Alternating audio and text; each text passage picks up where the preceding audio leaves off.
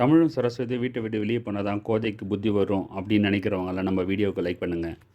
அர்ஜுனும் ராகினியும் வெளியே போகும்போது அர்ஜுன் குத்துப்படுறாரு. அது அர்ஜுன் போட்ட பிளானாலேயே தான். ஆனாலும் ராகினி அந்த விஷயத்தை நம்பி வீட்டுக்கு வந்து அம்மா அப்பா கிட்ட தமிழண்ணன் அர்ஜுனை குத்திட்டாருன்ற மாதிரி சொல்ல, கோதையும் நட்டேஷனும் அதை நம்பி தமிழை வீட்டை விட்டு வெளியே போக சொல்கிறாங்க.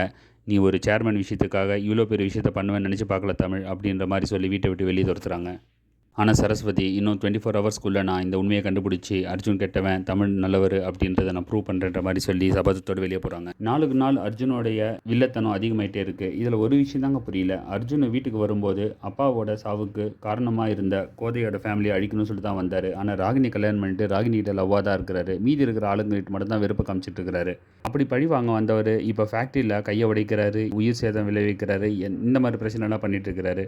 உங்களுக்கும் இதே மாதிரி தாட்ஸ் இருந்ததுன்னா கமெண்ட்ஸ் போடுங்க. வர வாரம் ஃபுல்லாகவே ரொம்ப இன்ட்ரெஸ்ட்டாகவும் த்ரில்லிங்காகவும் இருக்க போதுங்க. கண்டிப்பாக மறக்காமல் பார்த்துருங்க. நம்ம சேனலையும் சப்ஸ்கிரைப் பண்ணி டெய்லியும் காலையில் 7 o'clock அப்டேட் செஞ்சுக்கோங்க.